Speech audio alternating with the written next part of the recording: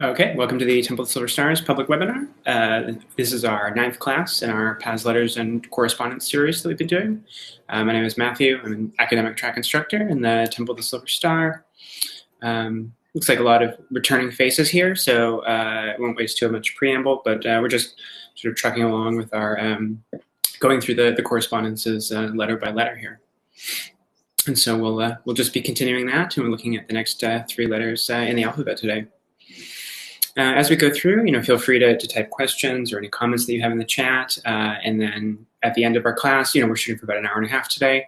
At the end of the class, like always, at the end of the class, I can hang out for a few minutes if people have any additional questions or comments. Just jump right into it here. Hopefully you're all seeing the slides here. If not, let me know. All right, so today, last week we ended with Lamed, so today we'll be moving on to the letter Mem. All right, so Mem, you see the 2 different forms over the top, another one of our letters that comes in, that has a final form. So on your right there, you see the standard form of the letter, and then on the left, you see the final form. Now in this form, in this font, the final form is about the same size as the primary letter, or the main form of the letter, though sometimes the final form of Mem is drawn a little bit wider. Most of the Hebrew letters, with a few of the exceptions like Lamed that goes above the top, the other 4 final forms and Kof that extend below the line, Mem, so other than those exceptions sort of extending above and below, the Hebrew letters basically fit within a square, but sometimes Mem final is drawn as sort of rectangular, as a little bit wider. Than a square, but here it's pretty much a square form. The Mem final is very easy to get confused with Samekh, which is a letter we'll be looking at later, so we can kind of draw some attention to the differences there. The letter Mem itself is probably not likely to be confused with anything else. So this is as a classification. It's one of our mother letters, and the second one we've seen so far, our very first letter, Aleph, was one of the mother letters. And now we're coming back to Mem, which is the kind of middle mother letter, not conceptually, but in the alphabet. And then we'll see Sheen again at the very end of the course. So its hieroglyphic origin is possibly from the Egyptian hieroglyph for water. And you can see it there. It's just kind of a wavy line. And then you see the Phoenician letter there, which also it means water, and you can see how that Phoenician letter becomes eventually the English letter M, the capital M, and our English capital M really preserves the wave shape, although the Hebrew letter in becoming sort of simplified and cursive doesn't preserve it as much. Though you can still see it if you look at the main form of Mem. You can kind of see that wave shape there. And you'll notice this is another one of the letters that includes a yod up on the kind of top left part of the letter there. You can see that it includes a yod. So the sound it makes is basically the same as the Hebrew letter, or the English letter M. And so its English equivalent is simply the letter M, a straightforward one. Now for value, Mem is usually valued as 40, though as a final letter, it has the value of 600. Now its spelling in full is a little bit complex. For the spelling that you should know is Mem, Yod, Mem, though you'll also see in some Hebrew texts the spelling of the letter just as Mem, Mem, but Mem, Yod, Mem is the one that we're interested in and the important one. So spelled in full, you'll get 2 different values depending on whether or not you're using the final value of Mem. So you'll get either 90, 40 plus 10 plus 40, or 650, 40 plus 10 plus 600. Now the meaning, Mem, Yod, Mem, is the actual Hebrew word for water. So this is one where the actual, the letter name is a word that matches the hieroglyph name. This is water, or sometimes waters, like you'll see in like in Genesis or something like that. That God, the Spirit of God, moved on the waters. That's just the letter Mem. The same, or not the letter Mem, the word Mem. Now the word Mem is sometimes also pronounced Mayim, or it is usually pronounced Mayim. So there's, I don't know, there's a little bit of, I'm a little bit confused about the pronunciation of the word and as well as the spelling. But just, be aware that sometimes the word water will be pronounced Mayim. But yeah, hope that's clear. Okay, so let's just move along here. So we're looking at, as always, our 32 paths of wisdom. And so Mem is the 23rd path. So I'll give you, Westcott's translation, the translation that's more relevant for the Golden Dawn tradition, and I'll also give you a more modern scholarly translation from Kaplan. So Westcott gives, the 23rd path is the stable intelligence, and it is so called because it has the virtue of consistency among all numerations. And then Kaplan gives 23, sustaining consciousness.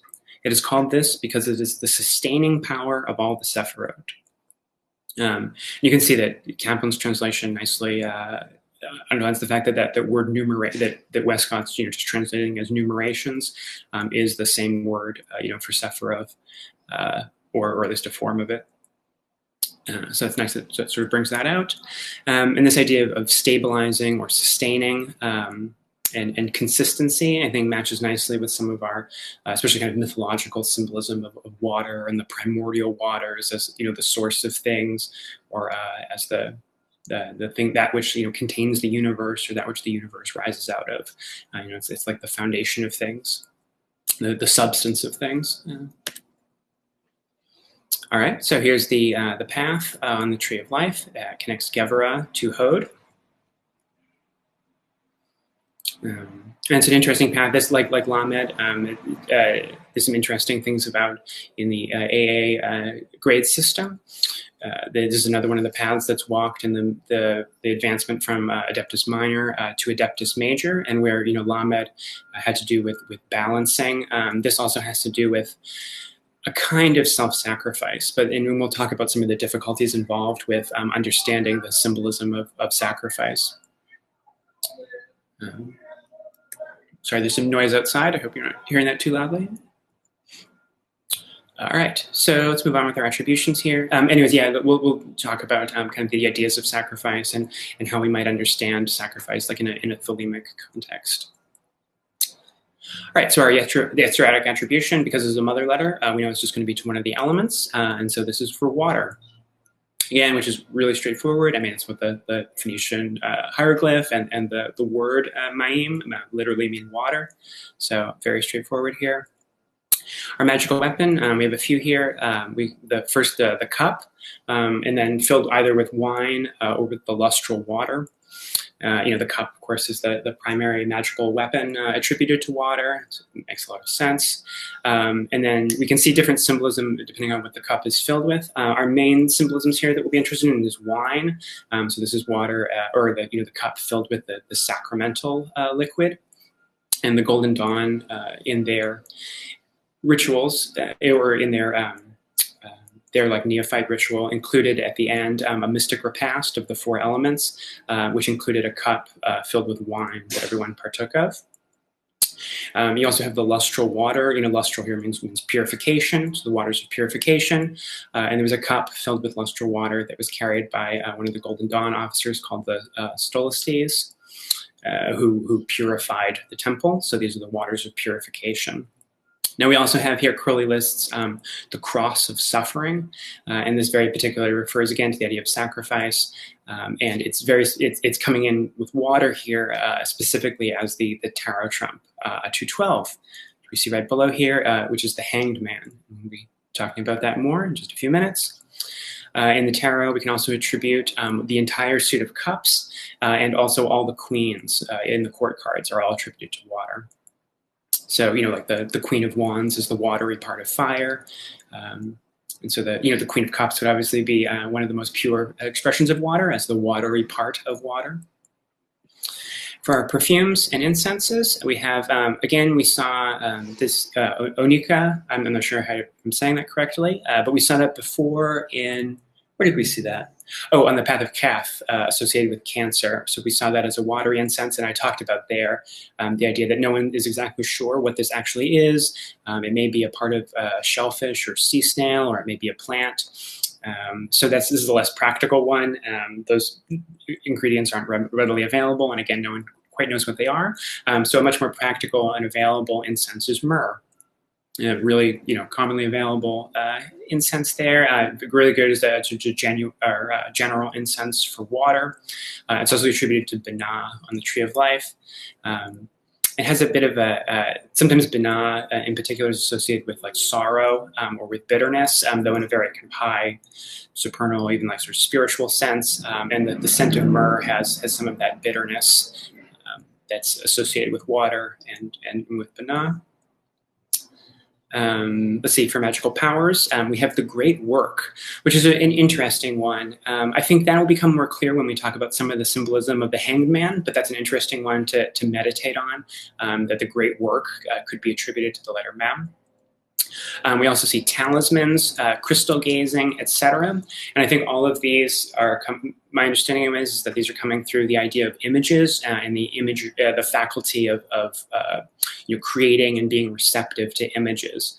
That's something, if any of you were here for my the series I did a few months back on the 4 elements and on the pentagram, we talked about the idea of water and the powers of water being like the image, the power to sort of make or create images, or the power to be receptive to images as a watery power. And so we see that as talismans. A talisman is quite literally an image that is specifically designed to receive, a particular force. And then also, like crystal gazing, and we can also attribute other sort of scrying instruments, or even like I feel like scrying in general could be probably attributed to the letter Mem. The faculty of becoming receptive to images.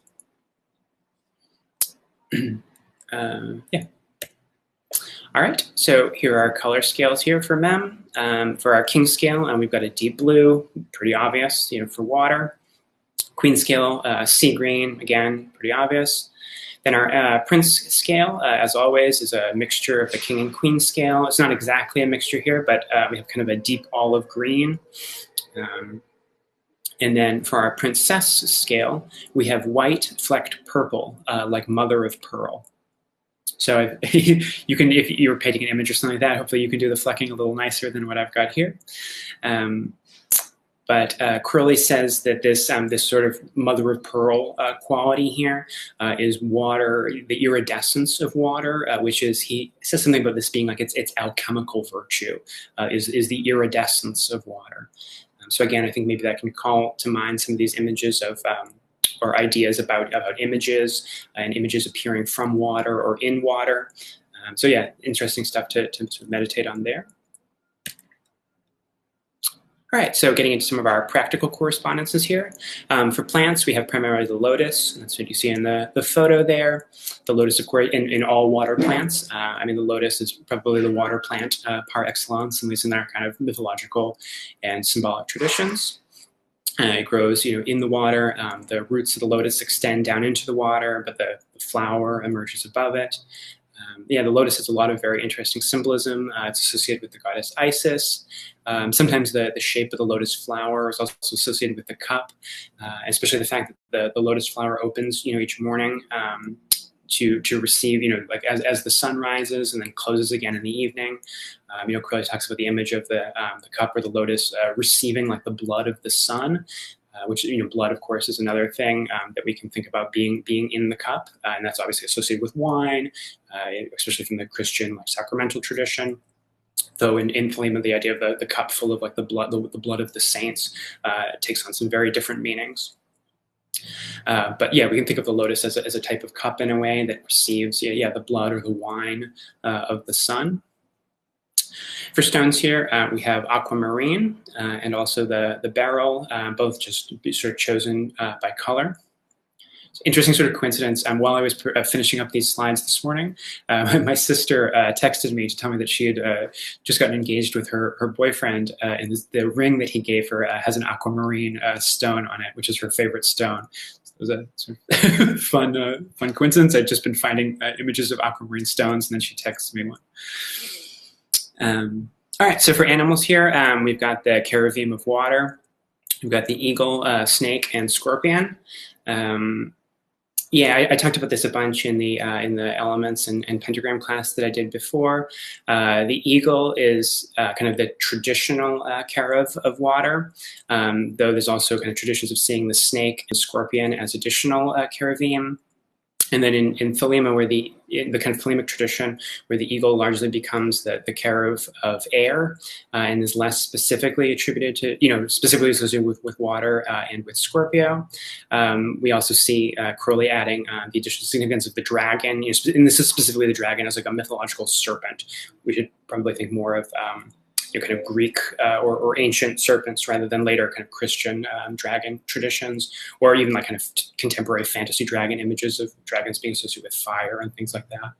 This is more of a mythological serpent. Also, the woman or the woman serpent he attributes there, and of course that's a kind of exchange that had happened with so the traditional care of air being the man, and so if that's kind of exchanged with Scorpio, but it becomes the woman, so Scorpio is a feminine sign. We also have the legendary orders of beings, the undines, nymphs, and nereids. Undines, of course, are the water elementals, and then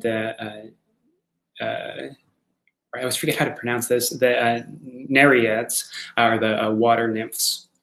So again, just sort of water spirits. That's an Egyptian cobra there that you see in that photo. I didn't say that a minute ago. All right, and then wait, did I? Oh, sorry, I got confused here. 1 second. I just want to make sure I got everything. Oh yeah, okay, never mind. I was thinking of a slide that's coming later in the next section. I thought I had skipped one. Okay, here. So for Egyptian deities here, we have a few. One of the main ones that you should be aware of is in the Golden Dawn or in Crowley's work, the god will be referred to as Tum, though in modern Egyptological texts you'll see it as Atum. So these are both pictures of Atum here. On the left is a more conventional depiction of him. Many of you will be familiar with the god Tum from performance of Liber Resh, where the Tum is the god form used at sunset. And in the West, at least in one version of the Egyptian creation myth and the Ennead, the collection of gods. Atum is the kind of primordial creator god. In the beginning, you have the primordial waters, and then either he creates himself and the kind of the primordial mound, this sort of earth mound that is the first like dry land that rises up out of the waters. Sometimes he's associated directly with the mound or emerges out of the mound. And he's the sort of the primal creator god. And then he creates all of the other gods, and he does this either by masturbating, either with his hand, or actually performing autofellatio, which you can see in that image there. And then he either casts his semen or spits it out onto the ground, and then that gives rise to all of the other gods, in a sequence of generations from there. Tum's hand, actually, the hand that he masturbates with is sometimes actually depicted as a goddess, and so we can have this idea of Tum as, sort of not exactly hermaphroditic, but sort of containing within himself, sort of both polarities, both powers of generation. And in some versions, he's often even said to kind of impregnate himself. There's not really details given on how exactly that was imagined as happening. But yeah, it's an interesting idea. And again, it gets back to these ideas of the primordial waters of creation. In the Golden Dawn tradition, you'll also see the Egyptian deity Oromoth. Now, Oromoth is a kind of I think there were some mythological precedents for it, but is essentially an invented deity by the Golden Dawn. Of course, there's plenty of Egyptian precedent for, in creating or inventing or recombining deities. So we don't need to see this as, as a problem or anything like that, but just be aware that Oromoth is a specifically kind of Golden Dawn created deity as a goddess of water. And we'll see this again when we come to fire. We also have Asar, which is another name for Osiris. And then again, this is specifically associated with the hanged man symbolism that we'll talk about in a minute. Also Isis associated with water, and there are others as well. All right, so we'll look at the magical hierarchy here. So again, our hierarchy is a little bit different here. This is a mother letter, so this is an elemental hierarchy, so it's structured a little bit different than the planetary or zodiacal hierarchies. So for Atzilith, we have a divine name, and this is the name El. Now this is the divine name that you would use if you're doing like the greater ritual of the pentagram, for invoking or banishing water. This is the divine name that you would use there. For Bria, we have the Archangel of the Quarter. Oops, I accidentally left it saying east there for my last slide. That should be west. Sorry about that. Fix that. So this is the Archangel of the West, the Archangel of Water, and this is Gabriel. Of course, a lot of you are going to be familiar with this from the Lesser Ritual of the Pentagram, where Gabriel is invoked in the West. And he is the Archangel of Water. All right, and then for the Yetziratic hierarchy, we've got 3 separate entities here. So we have the Angel of the Elements, Taliahad, the Ruler of the Elements, Tharsis, and then the King of the Elemental Spirits for water, which is Nixa. Now Nixa, I'm not sure what exactly the origin of that name is, but it doesn't come through Hebrew, so you don't see a Hebrew spelling there.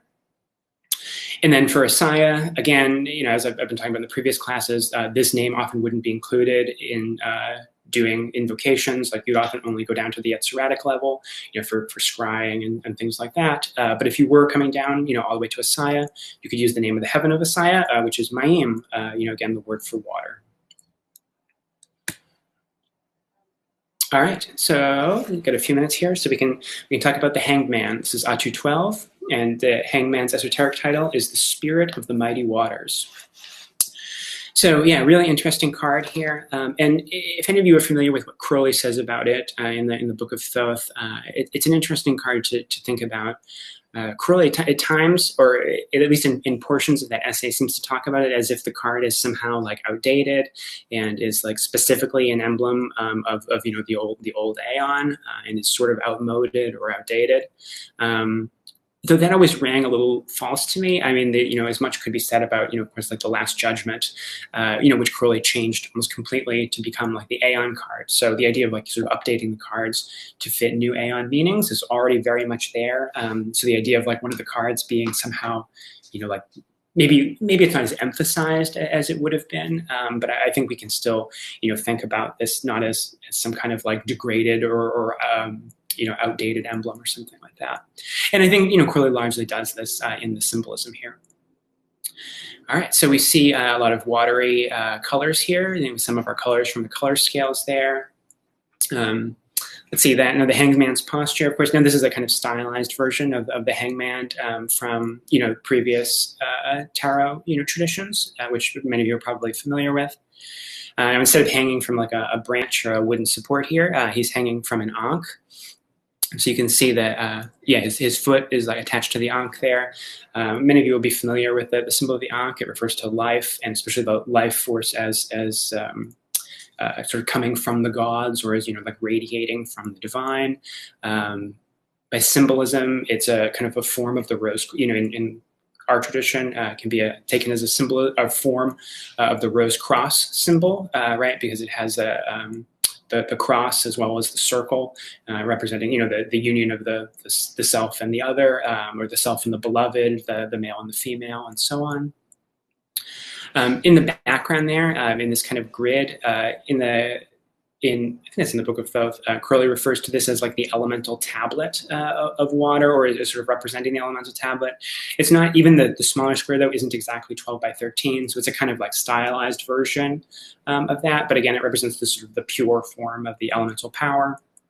You can see in the hangman's feet and hands there, the nails there, which again make this sort of the Christian reference very explicit here with the nails in the feet and hands, which is interesting. I mean, you don't often see that in older versions of the hanged man, that is being added in here.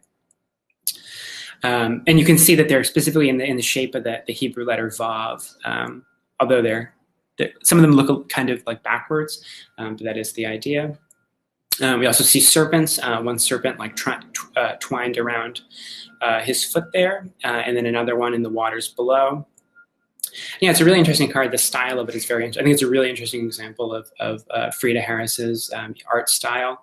Very like geometric, very stylized, and the face has that kind of impersonal or sort of universal kind of face, and has also become very geometric. So I think it's really interesting the way that she portrayed the card. Some of the paint, I mean, I don't know how well you can see on the image here, but the way that the paint's been handled, there's a kind of smearing or like streaking of the paint. You can see it around the green discs, like around the hands, and in some of the grid too. It creates a really interesting quality. It reminds me a little bit of the painter Francis Bacon. Somehow this image reminds me of some of his images. He's kind of solitary figure in this kind of abstract, kind of ambiguous space. Yeah, it's a really interesting image. So again, I think we can talk about again, we would about the ideas of like self-sacrifice and things like that, and what that might mean for the Thelemic tradition. One way to talk about it is less about, and again, also associated with adepthood and the attainment of adepthood. Talking about it as rather than like self-sacrifice, like the giving up of the self. It could be like the giving up of the self to the all, not in like a death or in an annihilation, but in the giving up of the self as a separate thing. Yeah, like the idea of the union of the individual ego with the all, the union of the microcosm and macrocosm. That is a kind of like giving up of the self that could be thought of as a form of sacrifice. Or the idea of the adept being kind of like connected to the supernals, connected to the Ankh, that like transpersonal source of life, and and to the sun there, which I think Kristen just asked a question about that. What did she say? Are the rays supposed to be the sun's rays filtered through the waters? Yeah, I think that's the idea there. Right, and again, the Ankh could also be connected, like to Tefereth, in the sort of solar symbolism, which the Ankh, of course, and the Rose Cross are also connected to Tefereth, so that makes a lot of sense.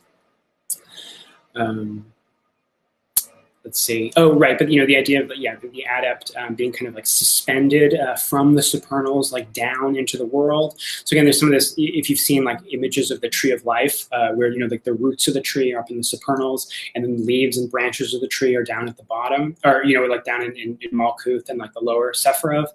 You almost have this idea of the adept being similarly sort of like upside down, like rooted in the supernals, but like suspended or hanging down into the world. So interesting kind of conceptions to meditate on there, I think. Crowley also refers to the alchemical meaning, or what he calls the alchemical meaning of this card, and talks about it as the sacrifice. I forget exactly how he words it, but the sacrifice of a male child of perfect innocence and perfect intelligence. Now, this is a reference from he goes into the most detail in chapter 12 of Magic in Theory and Practice, where he talks about the idea of sacrifice. And of course, the fact that it's chapter 12 is directly related to the fact that this is Atu 12. And there, that idea of the sacrifice of the perfect male child, of course, he's phrasing it that way to hopefully upset or freak out people that don't understand the symbolism that he's using. But what he's referring to is the idea of an orgasm, or specifically an ejaculation that doesn't result in a pregnancy. And so it's the sacrifice of the life energy. And of course, sacrifice means not only like giving up of something, but also making sacred. Right? To sacrifice is to make sacred. And so the idea of using like the life force or the life power to accomplish a magical end, rather than what I might think of as its kind of natural function in reproduction. So that's another way of thinking about sacrifice, about taking something, a kind of a natural force, and then repurposing it to other ends. Though, and of course, because although Crowley is using sort of male sexual symbolism here, this isn't a power or a thing that's limited to either any sort of sex or gender or any sort of identity. All adult humans have access to the the life force, the life power, and are able to utilize that force for magical purposes. Though just be aware that Crowley is often going to put these things in particularly masculine terms. Yeah, hopefully that I think that gives it a pretty good overview of the image. So yeah, let's move on to our next letter. So next letter here is the letter Nun.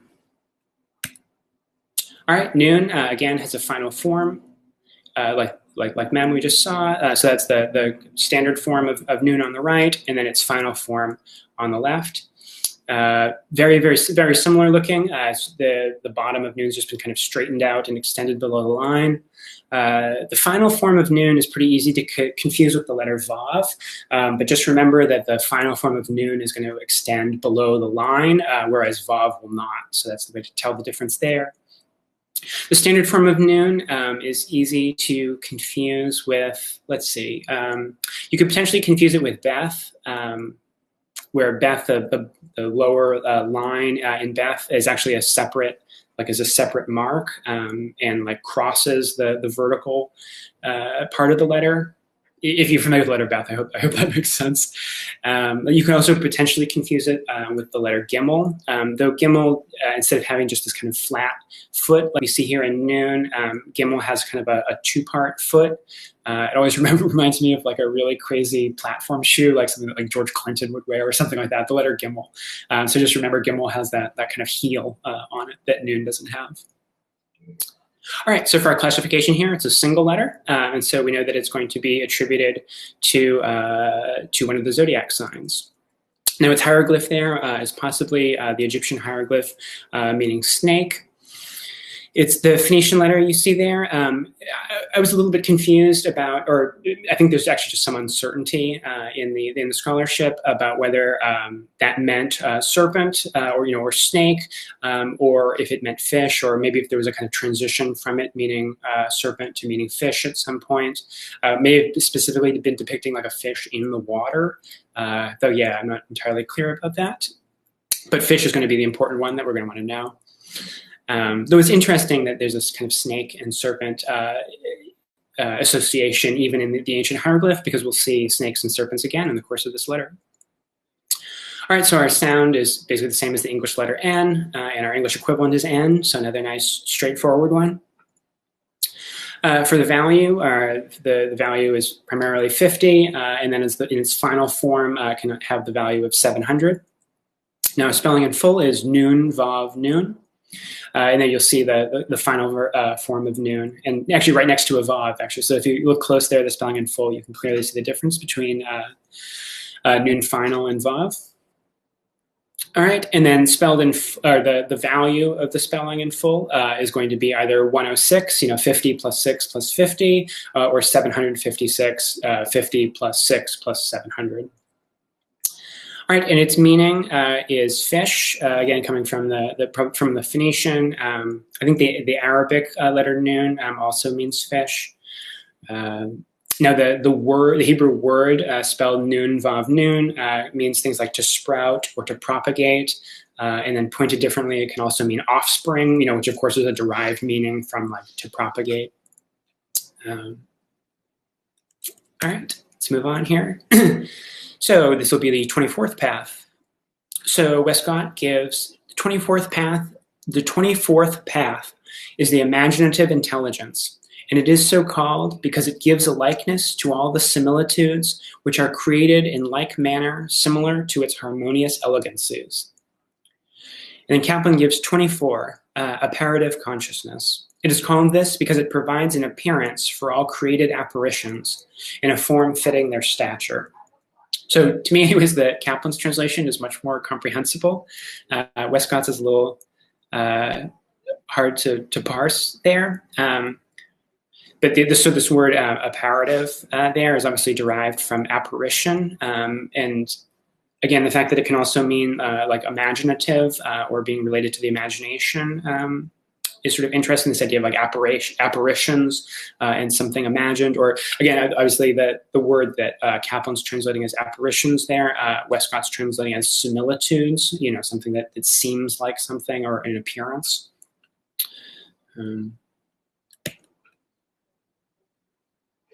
All right, here it is on the Tree of Life. So it connects Tefereth to Netzach. Yeah, it's an interesting, I don't have an enormous amount to say about this specific placement, but it is interesting to look at how kind of the whole grouping of paths in this area here, like just below Tefereth, there's some interesting patterns in there where like the paths, we'll see two of the paths connecting from below to Tefereth today, and then we'll look at the third one next week. So we see, like, connecting Netzach to Tefereth, we have the death card, and then connecting Hod to Tefereth, we have the devil card, and then connecting Hod to Netzach, we're going to have the tower. So three of the most, not necessarily like frightening, but three of the darker and maybe more challenging or more difficult paths are all kind of right below Tefereth, which is an interesting thing to meditate on, especially if thinking about initiatory systems or initiatory structures, where the approach to Tefereth and the achievement of Tefereth is one of the central, goals or central stages in the work, and that in that, in arriving there and in the final stages before achieving Tefereth, there's some very dark and challenging sort of paths that need to be traversed. So interesting to meditate. Another thing we can talk about Tefereth is with the lower four Sephiroth from Netzach down to Malkuth. That often refers to the individual, the personality or persona, who you are as an individual person. And then in Tefereth, there is the idea of the kind of like the transpersonal, the higher self, self with in Jungian terms, like the self with the capital S.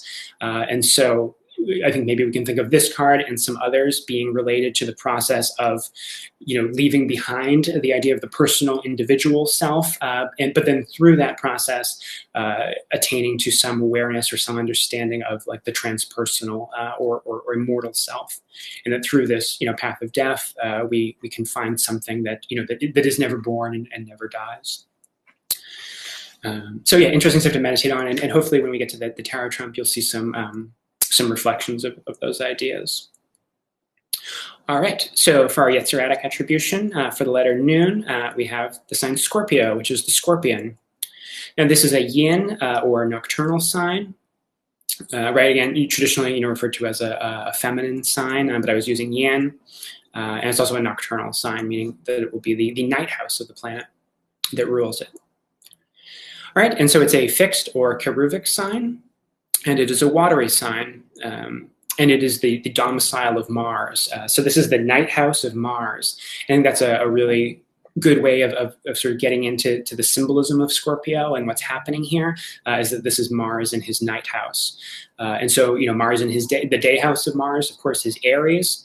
The astrologer Austin Kopic that I'm studying with was talking about this idea of sort of day houses and night houses, and he was talking about sort of Mars and his two houses. That in Mars's day house of Aries, he holds like a gladiator combat, and then in his night house of Scorpio, he brews poisons to poison his enemies. So there's two very different expressions of the martial force. Let's see. I'll read you, as I've been doing. I'll read you kind of some of the keywords that I've got in my notes for this sign. So I've got sort of stealth, secretiveness, depth, penetration, tunneling, doubting, paranoid, also sex, death, decay, having a kind of a relationship to danger, a relationship to emotional pain, and also being strategic. So again, we can see a lot of this stuff coming through like Mars symbolism. And through the fact, this idea of this being the night house of Mars, right? So the idea of like stealth and secretiveness, there's a kind of warrior or combative or sort of dangerous aspect to it. But again, it's contrasted with how that Mars energy expresses itself in Aries, which is more kind of in your face warrior type, rather than something stealthy and secretive. The fact that this is a water sign, again, some of the symbolism of depth and of the emotions and deep emotions, and the fact that it's a fixed sign, meaning that it's not so much mobile, but is able to focus on things and to kind of brood on things, and coupled with Mars and even the image of the scorpion as something that. That it penetrates, that has a stinger and injects its poison into something. You get some of this idea of penetration and of tunneling, and of kind of penetrating to the depths and seeing the depths, and being familiar and aware of like the emotional depths, which can be quite dark and frightening and confusing and all that. But people, Scorpio people, are often thought to be kind of at home in these types of things, and to be familiar with those sort of darker emotional depths that others don't have as much contact with. All right, so for our magical weapon, Crowley gives the pain of the obligation. Now, what he means here is the obligation here he's talking about is like a magical oath, and I think very specifically the idea of a magical oath being taken in the course of an initiation. And sorry. Right, and so in oftentimes in initiations, in the taking of the oath, there's a symbolic like penalty clause. You can see that very strongly, like in the Masonic tradition. If you're familiar with any of that kind of stuff, there'll be a symbolic penalty. That, what'll happen? Where you say, and if I break my oath, may all these the following terrible things happen to me. You're talking about death or being wounded in different ways, but of course those things are symbolic, not literal penalties that would be inflicted on you, but symbolic penalties. And so, again, as we've been talking about, a number of the magical weapons are really kind of aspects of like a ritual space or a ritual environment, rather than being like specific weapons or instruments. And so here we have that again, but very specifically as part of like an initiation. Theoretically, I suppose it could be part of like a personal oath where you say, I swear to fulfill this thing, and if I don't do it, may the gods, punish me or something like that. I suppose that could be a similar idea, but generally it'll be in an initiation. And that fits very well, I think, with some of the things we've already said about the nature of Scorpio. All right, so for our tarot card here, no, that's right. I misread my Roman numeral there. This is 213, death. And we've got also the 5, 6, 7 of cups would also be attributed to the 3 decans of Scorpio, as we've been talking about in previous classes about the small cards being attributed to the decans of the signs. All right, and then for perfume or incense, Crowley gives 2 here. We've got Siamese benzoin or Apoponax. These are both maybe a little bit obscure, but they are available. I personally haven't worked with either one of these incenses, so I don't know exactly what they smell like. Benzoin has there's 2 different varieties. It's 2 different plants. One is native to Siam, and the other, I believe, is native to Sumatra. So they're both East Asian. And tree, it's a resin of a tree. And then Apoponax is also a tree resin. Again, I don't know exactly what they smell like, but apparently the scent of both of them is very appropriate to Scorpio. For magical powers, we have the power of necromancy. And necromancy is, divination by the dead. Mancy, all the different mancies or different forms of divination. And so this is like divination by the dead. It can involve, like calling up the spirits of the dead, for information or, to try to get them to sort of work on your behalf. Any of you are familiar with Eliphas Levi and his story. The one sort of big, full ceremonial ritual that Levi seems to have done was the invocation or evocation of the shade of Apollonius of Tyana. And that would be an example of necromancy, calling up the shade of a deceased person. A lot of grimoires, medieval into Renaissance era grimoires that deal with necromancy, and it's not so much an important part of like the Golden Dawn and Flemic traditions, but there's a lot of it in the magical tradition. All right, and we're looking at our color scales for noon. I find this kind of a pleasing color palette. I like this here. So for a king scale, we've got a green-blue.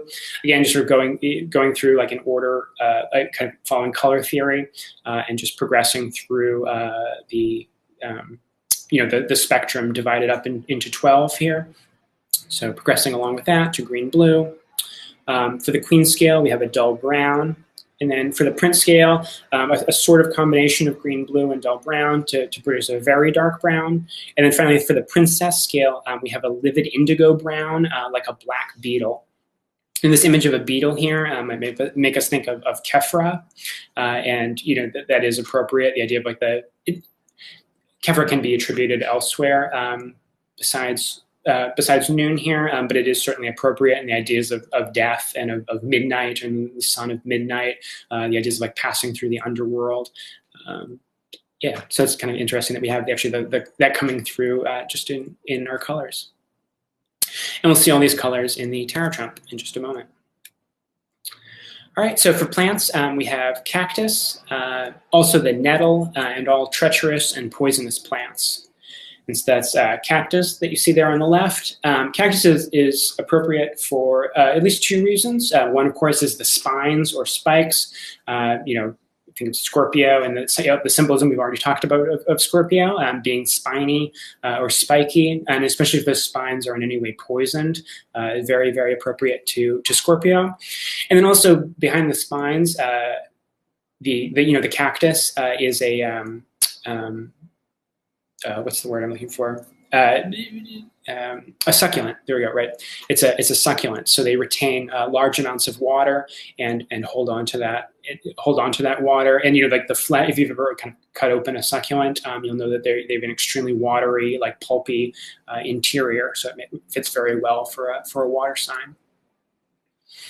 All right, for stones here, Crowley gives snake stone. I wasn't able to figure out exactly what. I found a handful of different things that have all been called snake stones. So I'm not entirely clear on what Crowley may have meant by this term, but that would be an interesting thing if anyone wanted to look into that. It may mean there's different stones in different traditions that have been thought to, have the kind of magical virtue of being able to cure snake bites. That you would apply the stone to a snake bite. So it may be one of those stones, or maybe something else. I'm not sure, but we can see obviously how it corresponds, through the idea of the snake. All right, so for animals, we've got the scorpion, and that's the photo you see there. Also the beetle, the lobster, the crayfish, and the wolf. Again, beetle, we just mentioned that in reference to Kefra. Also the idea of the lobster and crayfish, and the beetle as well. These are all arthropods. And so, I think Crowley says that the lobster and crayfish might be thought of as watery scorpions. They're all kind of almost variations on the on that same basic idea. Though, of course, lobster and crayfish are particularly nice, being that they live in the water, and this is a water sign. Let's see, Ryan was associating peyote and ego death. Yeah, sure, that could work. The attribution of psychedelics to the paths is interesting. Crowley gives, a few, and besides plants, he also has a separate category for different drugs as well as a kind of separate thing from plant attributions. So yeah, I want to say peyote may actually be in 777 somewhere, under its Latin name, or under the form of mescaline or something like that. But yeah, obviously it's a cactus as well, so that works. All right, and then for our legendary orders of being here, we have the Lamiae, or Lamia, or Lamia, I guess maybe, is singular, which is I think originally in Greek mythology anyways, it was a particular woman who was transformed into a kind of serpent monster. And then I think later on it becomes more of a kind of general class of these sort of female serpent spirits. In different forms. Sometimes they're a little bit sort of succubus-like, and having this kind of idea of it being seductive or seducing young men or something like that. But I think specifically the idea of it being sort of serpentine is what's happening here. We also have the styges, which is a bird of ill omen, and witches as well. All right, so for Egyptian deities, we have a few different ones. The main one that you should know, and the one I've got a photo of here, this is Apep, who's also called Apophis, just different ways of rendering the Egyptian name. Now, Apep or Apophis is also often referred to as Typhon. Typhon is really a Greek figure, but the Greek Typhon, the Greek kind of chthonic monster, with all the heads and arms, isn't really that associated, or doesn't on its own doesn't make a huge amount of sense, I think, to be associated with Scorpio.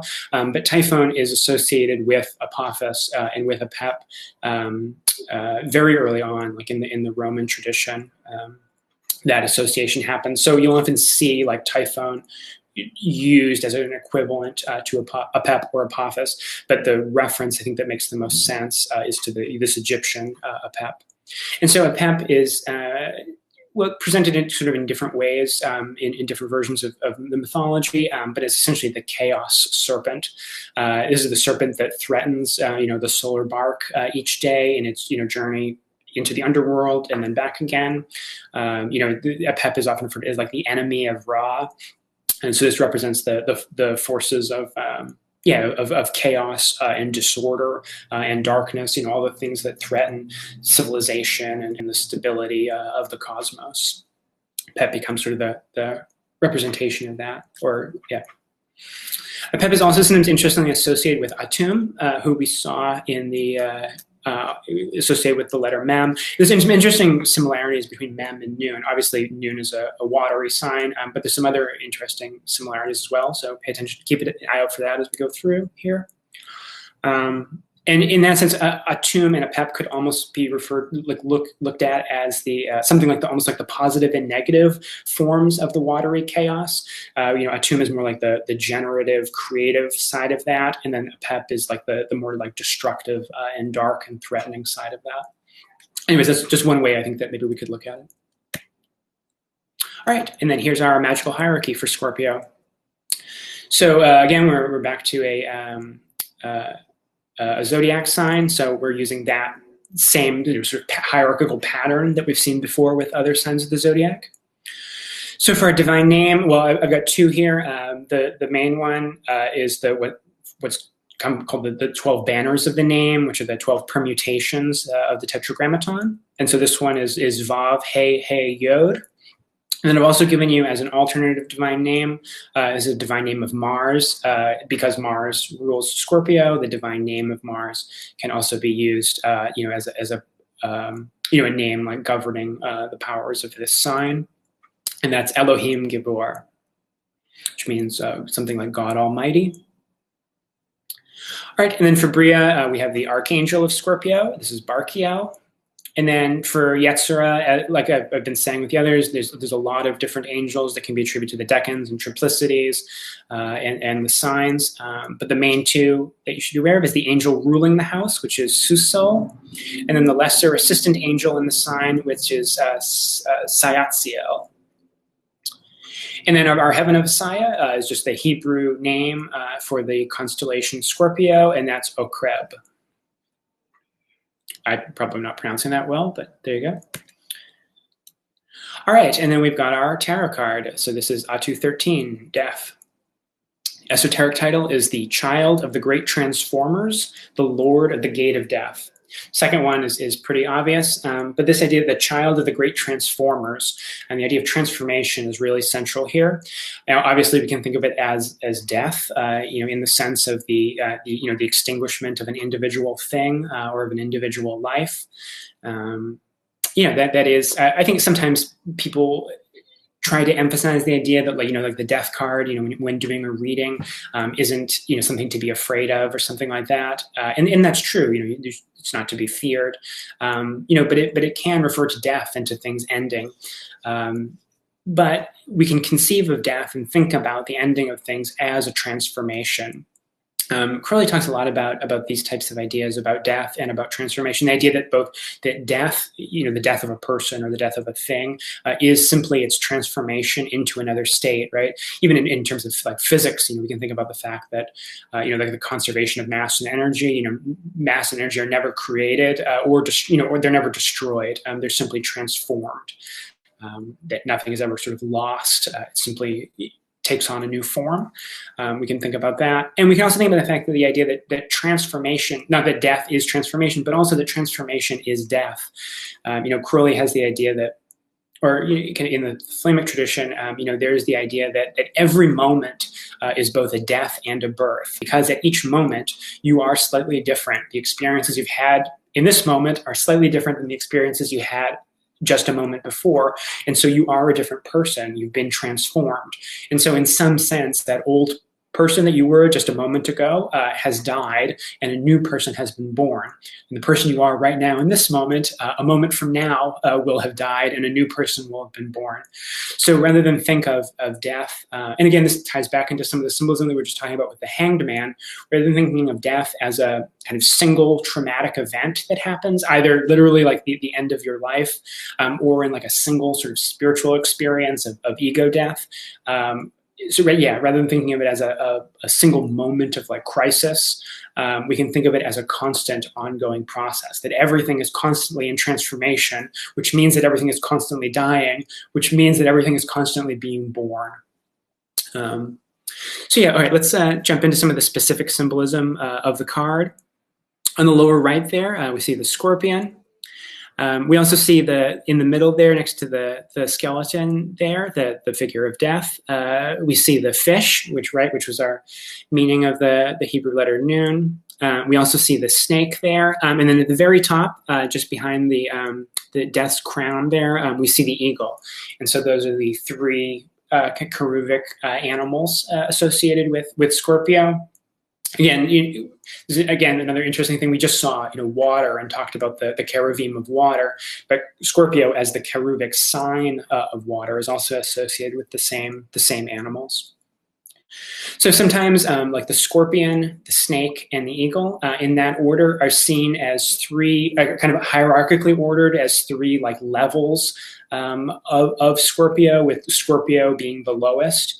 And you could think of them almost as like responses to death or understandings of death. So the scorpion, mythologically, this isn't true, but the scorpion was thought that if it was surrounded by fire, it would sting itself and sort of commit suicide by stinging itself if it was surrounded by fire.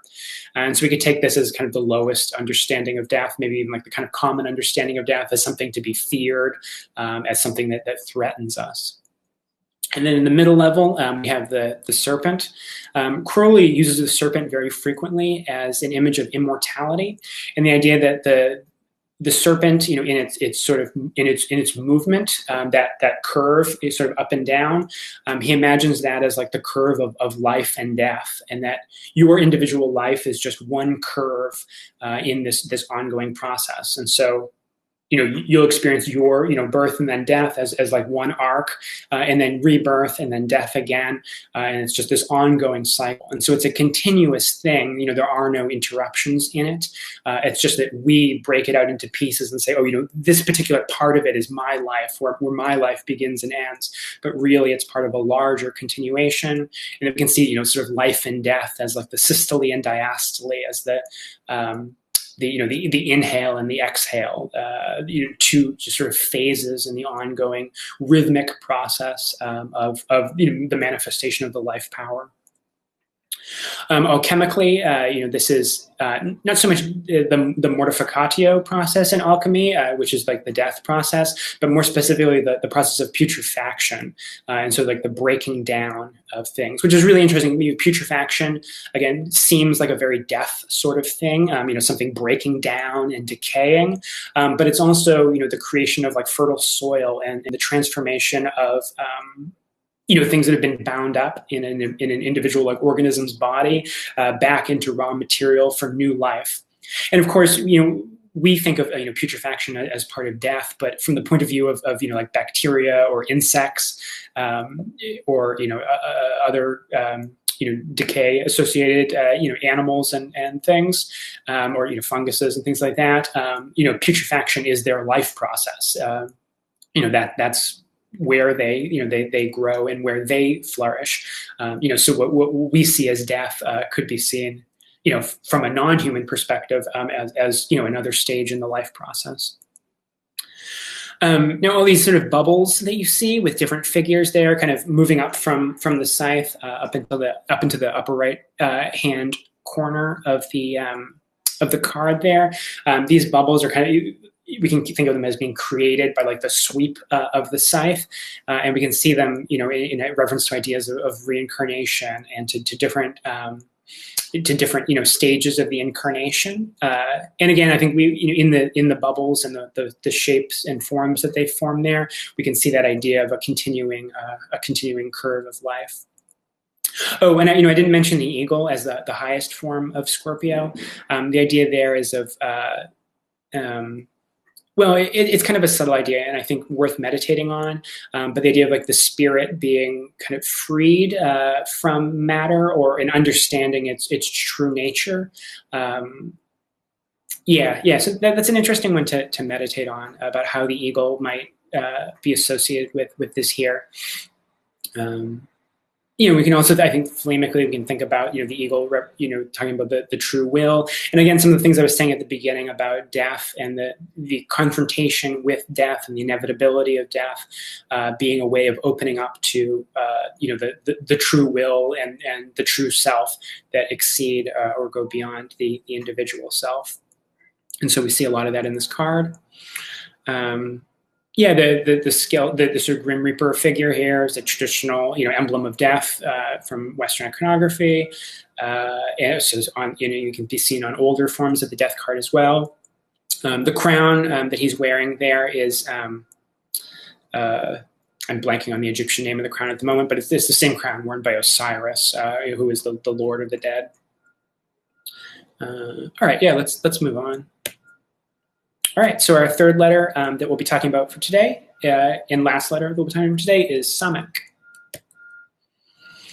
All right, just one form of Samekh, no final form. Now, as I was saying, Samekh is easily mistaken for mem final, but you'll notice that Samekh is curved and written just with I think mem final would still be written with a single stroke, but its mem final was blocky. It had hard, like right angles along the bottom. But Samekh is sort of almost circular there, and actually in very simplified Hebrew fonts, Samekh is basically just simplified into a circle.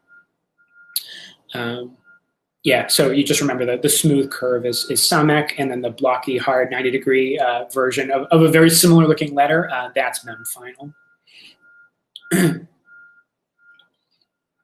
right, so it's a single letter, so we know it'll be associated with one of the zodiac signs. Its hieroglyphic origin is a little bit confusing. It's possibly from that hieroglyph that you see there, which is the Jed pillar. Jed pillar is, you can look into it. I think we've mentioned it at least once before in this class, and associated with some of the iconography of one of the deities that we looked at. It's a really important figure or really important image and object in like Egyptian iconography and mythology. And here, in general, it has the symbolism of stability and of support. It's associated with different deities. Something interesting to look into. Then the Phoenician letter, which may be derived from the Egyptian hieroglyph there for the Jed pillar, and it may mean pillar. And you see that there. Now that probably gets simplified over time into the form of the Hebrew letter Samekh. All right, and so by sound, it's more or less the same as the English S, and our equivalent is S. Be careful not to confuse this. It seems in transliteration of Hebrew. It can be easy to confuse Samekh and Sheen. Sheen will often be transliterated as SH, though Sheen can also have just the S sound. But Samekh never has the SH sound because it's a single letter and has only the single sound. All right, so its value is 60. Spelled in full, it's spelled Samekh Mem Kaf, and that's Kaf final that you see there. So its value spelled in full is either 120 or is 600. 600 if you're using the final value of Kaf there, which is the final value of Kaf is 500. So it's 60 plus 40 plus 500, or 60 plus 40 plus 20. Now, as 120 is an extremely important number, especially maybe a little bit less so like in Thelema and for Crowley, but for the Golden Dawn, 120 is one of the most important numbers. There's way more that I can say here about it, so I encourage you to look into that. It has a particular Rosicrucian significance related to the tomb of Christian Rosenkreuz. You can look into that. It's a bunch of other things too. It's 1 times 2 times 3 times 4 times 5 is 120, and so as the product of the numbers of 1 through 5, it represents the or can be seen to represent like the powers of the pentagram, spirit surmounting the 4 elements. And this has a significance in relation to the tree of life. Some other things as well. It can be also associated with Tifereth and with the attainment of Tifereth. That's all very relevant here to the meanings of this letter. But yeah, again, something to look into. All right, so its meaning is prop or support. That's the sort of meaning coming out of the hieroglyphic and Phoenician origin of the letter. As an actual Hebrew word, it usually means sort of a variety of meanings, but all kind of derived from that basic meaning. It can mean, to support or to prop up something, also to lean, to lay, to rest, to uphold, and a variety of other similar meanings derived from that. But prop or support are the 2 main, meanings of the letter name that you will see. Interestingly, Jim Eshelman in 776.5 makes a comment about all these different meanings of Samekh, all being interesting ways of talking about the action of the holy guardian angel, which again is associated with Tifereth, and it is significant here, as we'll continue to talk about. Something to sort of reflect on about how the holy guardian angel would be seen to sort of uphold things, to support, or to lay, or to rest. All right, let's keep moving on here. For our path of wisdom here, this is the 25th path. Excuse me. All right, so Westcott gives, the 25th path is the intelligence of probation or temptation, and is so called because it is the primary temptation by which the Creator trieth all righteous persons. And Kaplan gives 25, testing consciousness. It is called this because it is the original temptation through which God tests all of his saints. This is a really interesting one. The idea of temptation may not be particularly meaningful for us in the Thelemic tradition, but the idea that this is the path through which, the saints or righteous persons are tested is a really interesting idea, especially when we think about some of the initiatory symbolism associated with this path, which we'll talk about. All right, so I think we'll probably end up coming back to this diagram at least once or twice, because Samekh, a lot of the meanings of Samekh and the significances of Samekh have to do with its position on the tree of life, and even its relationship to a lot of the other things happening nearby it on the tree of life. So yeah, I'll just point out a couple of things now, and then, like I said, I think we'll come back to this later on, especially when we're talking about the Tarotron. So it connects Yesod to Tifereth. Some of whether or not the paths are sort of moving up or down, or whether they're more important as moving up or down, it kind of varies for different reasons and in different sort of usages.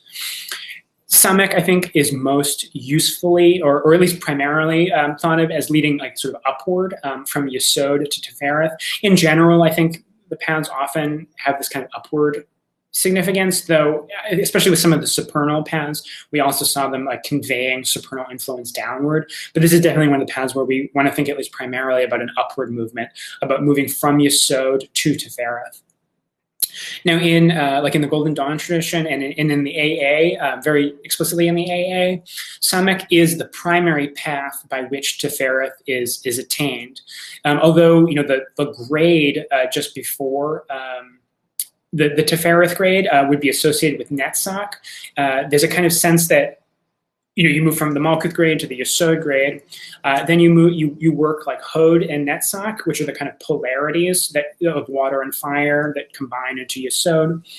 But then for the actual movement to Tifereth, there's a kind of backing up into Yesod for the final ascent into Tifereth up the middle pillar. And that the fact that this is on the middle pillar is important. And let's see. Just a couple other things. Again, the fact that Hod and Netzach as fire and water are very significant, and we'll see that again. And the fact that Samekh is kind of balanced between fire and water.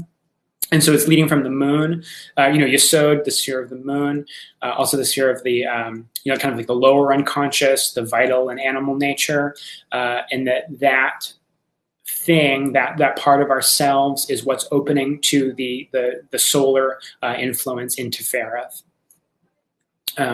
Yeah, I'll just move on, and then, like I said, I think we'll come back to that. All right, so for our Yetziradic attribution, it was a single letter, so we know it's going to be one of the signs of the zodiac, and this is Sagittarius, the archer. So it is a yang or diurnal sign. I forgot to write it there, but it is a mutable sign. I'll add that in there. Yeah, so it's a mutable sign, and it's a fire sign, and is the domicile of Jupiter. So this will be like the day house of Jupiter. Sagittarius is interesting.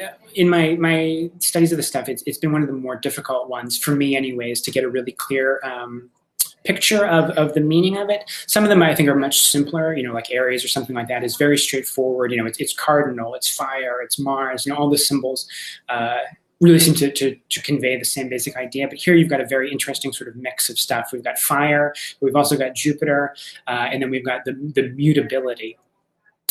So interesting kind of set of symbols to try to hold together. So I'll read some of my keywords that I've got here for Sagittarius. The logic of both and of combining things like human and animal, which we'll see again in a few minutes. Or even kind of in a modern sense, like organic and mechanical. So this idea of uniting two as one, of bringing separate things together, which is definitely a Jupiterian sort of significance of unification and cohesion. Sagittarius is seen as being sort of wide-ranging, questing, zealous, traveling, often sort of epic or mythic. Sagittarian figures include like a teacher or a preacher. Sagittarius can be sort of dogmatic or judgmental. It can be both intuitive and rational, another sort of blending of opposites there.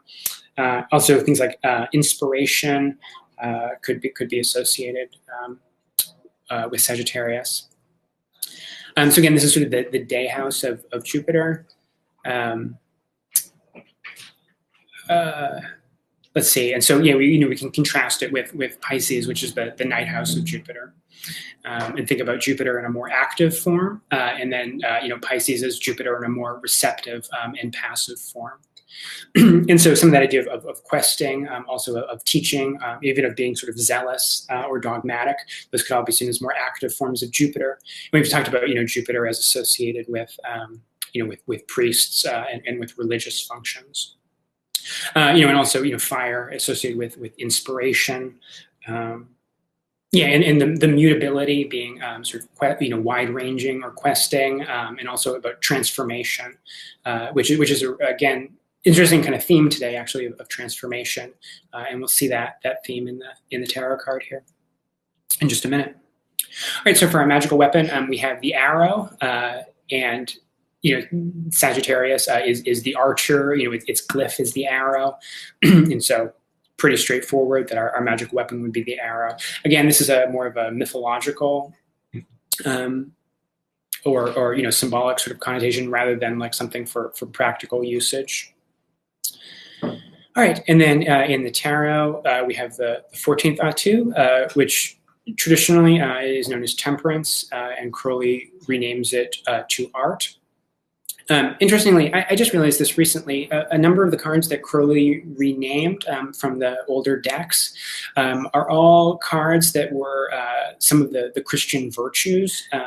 So temperance, justice, strength, or I think often called fortitude. Those are all some of the Christian virtues, which kind of through medieval or like Renaissance era iconography becomes, those images and the fact of having like specific images associated with the different Christian virtues, those things sort of make their way into the tarot trumps. But those are also all cards that Crowley renames.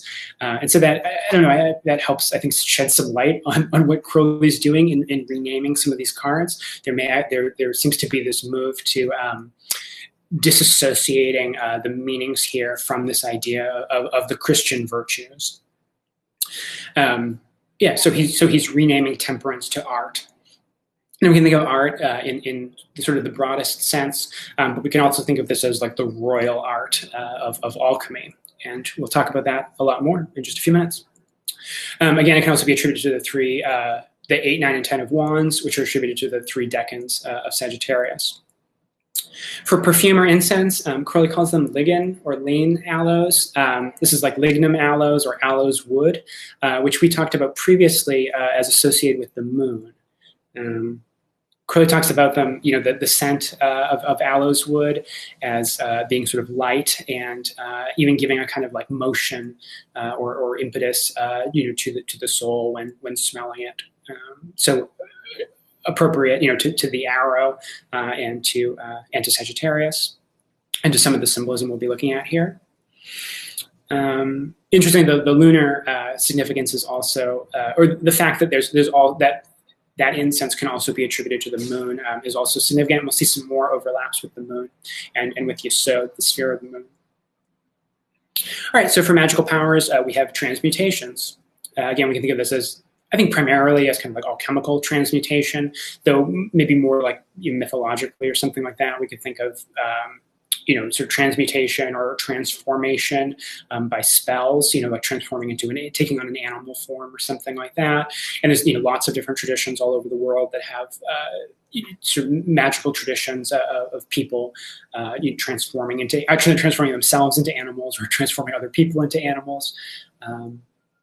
And in that, that makes a lot of sense with Sagittarius too, as we'll see in just a moment. All right, so for our color scales here, we've got some pretty straightforward colors here. Like in some of the other ones, which are sort of difficult to figure out what color it's actually supposed to be based on the names. But here we've got our king scale is blue. So again, this is primarily coming from just moving through the, like in color theory, just progressing through this like 12-fold division of the spectrum. So we've got blue here, but blue is also particularly associated with Jupiter, and with the sky, and that's also really appropriate for Sagittarius. Sky also associated with the rainbow, which is an important symbol that we'll talk about in just a moment.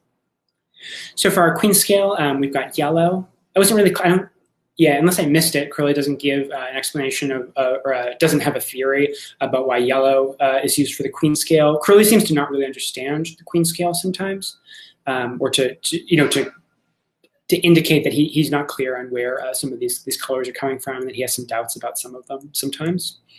But that's our queen scale color. And then obviously for prince scale color, we mix blue and yellow, and we get green. And for our princess scale color, we have dark, vivid blue. About this color, Crowley interestingly says that, well, as we'll see in a minute, Samekh can be associated with Diana and with Artemis, the virgin huntress. And in this dark, vivid blue color, the virgin huntress has become Babylon. He doesn't really go into a lot of detail about that, but it's an interesting thing to think about. All right, so for stones for Sagittarius, we have jacinth here. This is blue jacinth. At least in modern usage of that word, jacinth is usually a kind of red or like red-orange stone, but there is also a blue form of it. And it seems likely that the blue form of it was probably like originally the primary meaning of that name. The word jacinth is related, somehow etymologically connected to the word hyacinth.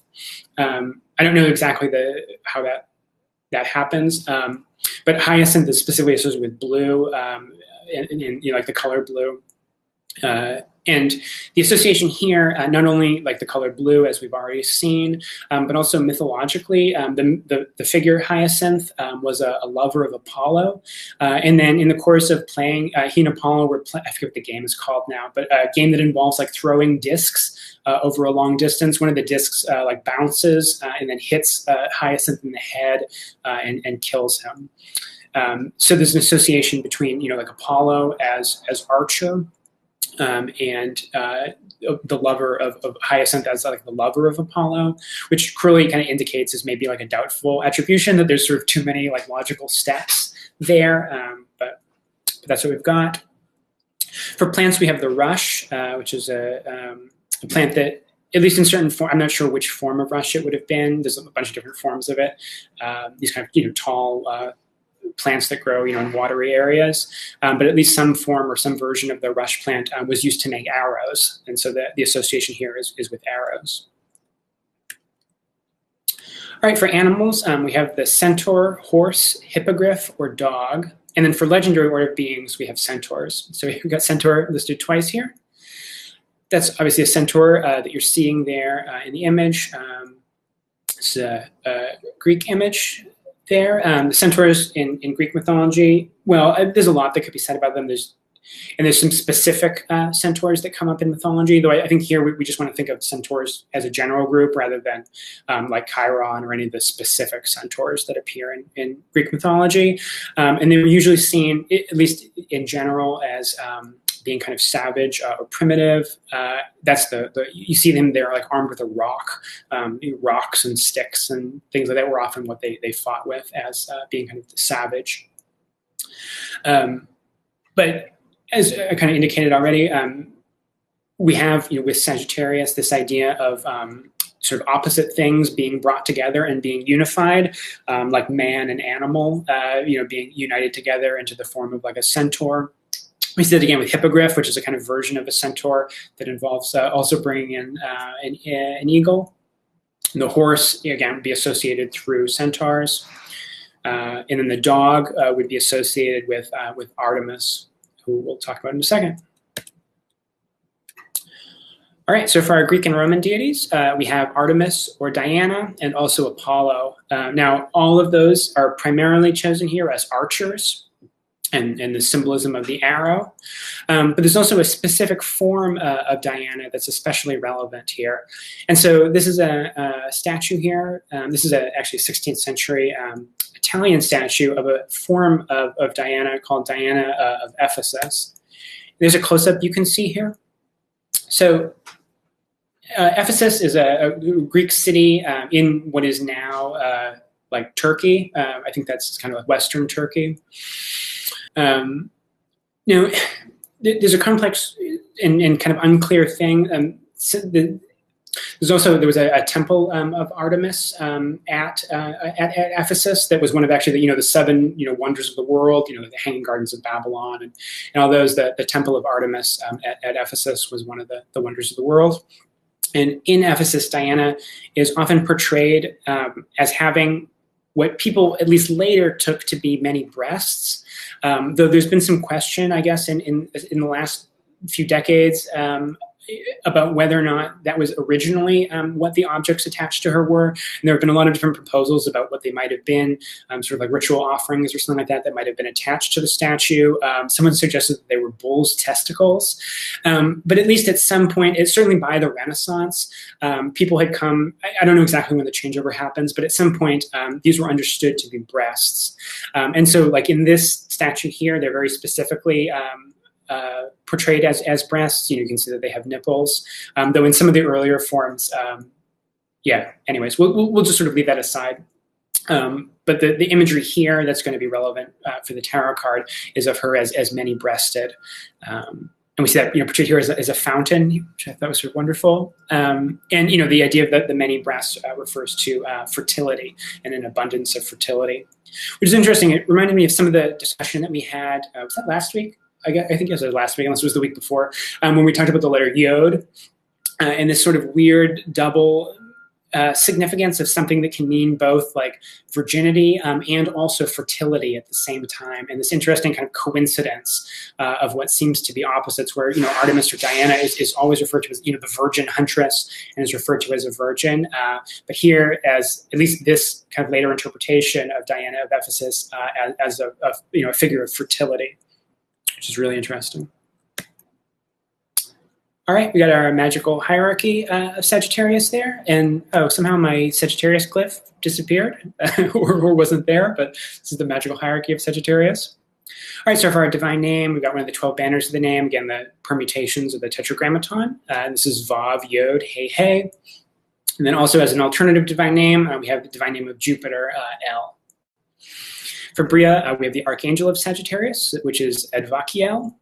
And then for Yetzirah, we have got the angel ruling the house, which is Suosel, and the lesser assistant angel in the sign, Sartiel. For Asaya, we've got the heaven of Asaya, which is Keshef, which is the Hebrew name for the sign Sagittarius. it's also a word that can mean bow, which connects to archer, or to rainbow. The bow can also mean like a rainbow. And the letters Kishaf, Kof, Shin, and Tav have some specific importance on the tree of life. So let's just sort of flip back to here. So hopefully you can see my cursor. Maybe I can move this thing out of the way. I guess not. Okay, so the lowest 3 paths in the tree here, the 3 paths extending from Malkuth, this is Shin here, this is Tav, and this is Kof. And so those are the 3 letters that spell that name Kishaf, or that word Kishaf that we just saw, which means bow or rainbow. And so if we remember that Sagittarius, and this is the Samekh, Sagittarius is the arrow, and we have the idea of the bow that fires the arrow. Sagittarius is sometimes, again, it makes perfect sense with some of the things we've already said about the meaning of the zodiac sign, that it can represent aspiration. It's both sort of Jupiter, could be thought of as both Jupiterian and fiery, this aspiration. And the fact that it leads from Yesod to Tefereth and to the attainment there also makes a lot of sense that it would be aspiration. And, there's a lot of talk in our tradition of aspiration as the thing that carries, the initiate forward. And so that connects, I think, really, really wonderfully with the symbolism of the arrow and the idea that this is like the arrow of aspiration that is fired by this bow. All right. So, all right. So let's talk about the art card here. This is a really amazing, really, really interesting card. Now, I think as I mentioned when we talked about Gemini and looked at the Lover's card, in the zodiac wheel, Gemini is directly opposite to Sagittarius. And the 2 cards associated with that, we have art here for Sagittarius and then the Lovers for Gemini. Those 2 cards, the symbolism of those 2 cards really interrelate with each other. So hopefully you remember some of the things that we said previously about the Lover's card. And we'll see a number of the figures from that card, or we do see a number of figures of those cards reappearing here. So we see the king and queen there from the Lover's card. And these are the alchemical king and queen, often referred to as the red king and the white queen, representing, well, they can be taken a number of different ways, often solar and lunar. And again, remember this Sagittarius or Samekh, is the path that connects Yesod to Tefereth, the sphere of the moon, to the sphere of the sun. So this uniting of the solar and lunar, and the uniting of the king and the queen. Now, in the Lover's card, we saw the red lion and the white eagle. Now here, the lion and eagle have exchanged their colors. So the red lion has become white, and the white eagle has become red, again, referring to this idea of the marriage and this sort of interchange or union of qualities. Again, the red lion and the white eagle have a number of different meanings in the alchemical tradition. For Crowley, they often refer to the male and female like sexual fluids. And so in this exchange, of their colors, we can think about the intermingling or the union of those fluids. And we see some of that symbolism elsewhere on the card. We see in the main figure there, in their hands, we see the cup of water, and then also a fiery wand. And if we think of like the Ace of Wands in this deck, you can really see the wand that they're holding there as the wand, right, from the Ace of Wands. This primordial creative fire, and it's being intermingled with the water there in the cauldron. The cauldron is gold, the color of Tefereth. And on the cauldron, if you can see it there, there's a raven sitting on atop a skull, which is an emblem of death, which is an interesting thing to meditate on about, again, and it referring to some of the symbolism that we saw in the previous letter about, death and about transformation. Let's see. Yeah, there's so much we could say about here. You can see kind of rising up out of the cauldron. Here we see this rainbow, and you can see right in the middle, kind of right in front of her breast there, we can see the arrow there rising up. The arrow is also sometimes talked about as kind of symbolically like cleaving the rainbow. And again, this is that idea of the arrow of aspiration being fired upward. And you see her there. This is she's participating in some of the symbolism of Diana of Ephesus, of being many-breasted. Again, relating to the moon and that lunar symbolism. Behind her, this is a kind of like aura or like halo behind her. It's colored again like the rainbow.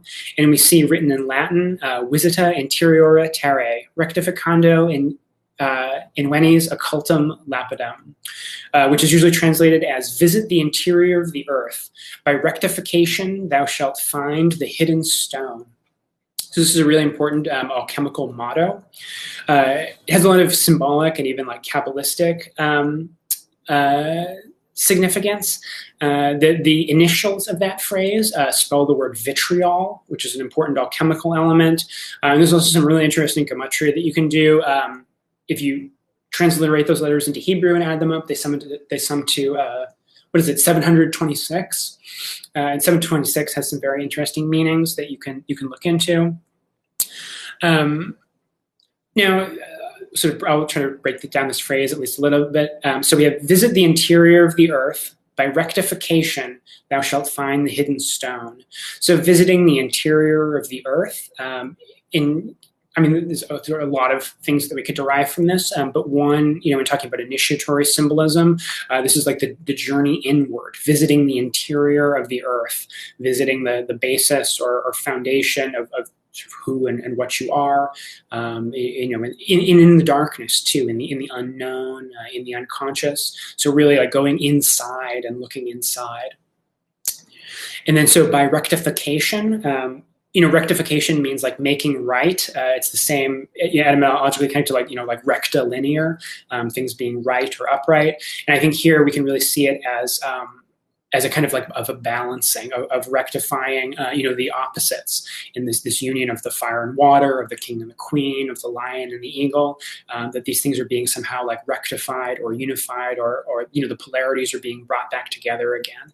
And again, we saw that on the Tree of Life, right, with the unification of Hod and Netzach, of fire and water, and also of sun and moon. You can even see this kind of double rectification where you have sort of horizontally fire and water, on the left and right of Samekh, and then also the sun and moon as Yesod and Tefereth also being brought together. So this really interesting kind of doubling and layering of symbolism.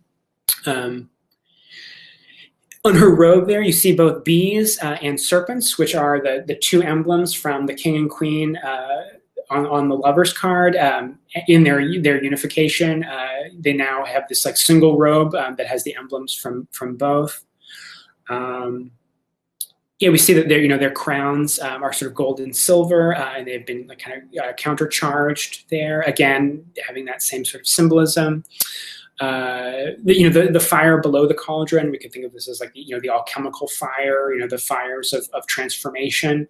Where the substance is like slowly heated in the alchemical vessel, and then that's how the transformation comes forth. And so we have fire, and again Sagittarius is a fire sign and a mutable fire sign, right? So this is fire, and it's either fire transforming or fire able to transform, and so there's a lot of alchemical symbolism. Fire is one of the primary sort of agents, or maybe not agents, but like catalysts of transformation in alchemical symbolism. So the fire symbolism comes in there very nicely. Let's see. Our esoteric title is the daughter of the reconcilers, and again, reconcile. We can think of rectification and the balancing of the opposites, or the bringer forth of life. Oh, let's see. We got a question here.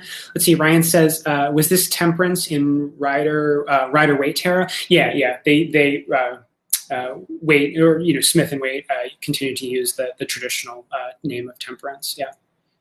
And you can see in that image, there's like the pouring of water, or I think in some versions, I don't use like the Rider-Waite deck, so I can't remember how they did it on that one.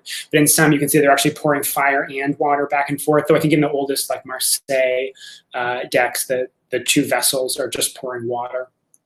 But through the esoteric understanding of those things, through the symbolism of Sagittarius and Samekh, it became the mixture of fire and water. Yeah, so this is a really great card to meditate on. And now that we've talked about both this card and the Lover's card, and about Gemini and Sagittarius, you could kind of meditating on those two cards together, sort of set them side by side, and meditating on them together can be really, really interesting. Yeah, I mean, there's so much more, of course, with all of these cards. But oh yeah, we're a little over time already. So yeah, I think that'll do it for today. All right, so yeah, if anybody has any questions, I'm happy to hang out, for a few more minutes and chat. As always, to see more of our work, you can visit tots.org/FAQ. There's my email address if you want to contact me directly with any questions or comments or anything like that, or if you'd like to be added to our public Google group to get notifications of classes and events and things like that. And for anyone who's not a member of the academic or the initiatory track, we do have a $5 suggested donation, which you can send via PayPal to payments@tots.org. Yeah, thanks everybody. Yeah, thank you. So yeah, kind of getting close to the home stretch now. I guess. Well, yeah, I guess as of now we're 75% of the way through the class. So we've got the next two classes. We'll just sort of continue on with this pattern of doing 3 letters per class. And then in our final class, we'll have just 1 letter left to talk about. So we've only got 7 letters left. And then the final class will have just 1 letter left to talk about, and then we can do some kind of wrap up and summary and things like that. So yeah, good job everybody who's stuck it out through the whole series now. Whether you've been attending live or listening to the recordings, good stamina, and hope you stay with us for the last few classes. Let's see. Oh, Chris, any classes planned after this one? I was going to bring that up in the last class. I've got a couple of ideas. Maybe people can give me feedback about what would be interesting. One thing I was thinking that in this class, with the paths, they're numbered 11 through 32. There's obviously the idea of what happened to 1 through 10, right? The Sephiroth.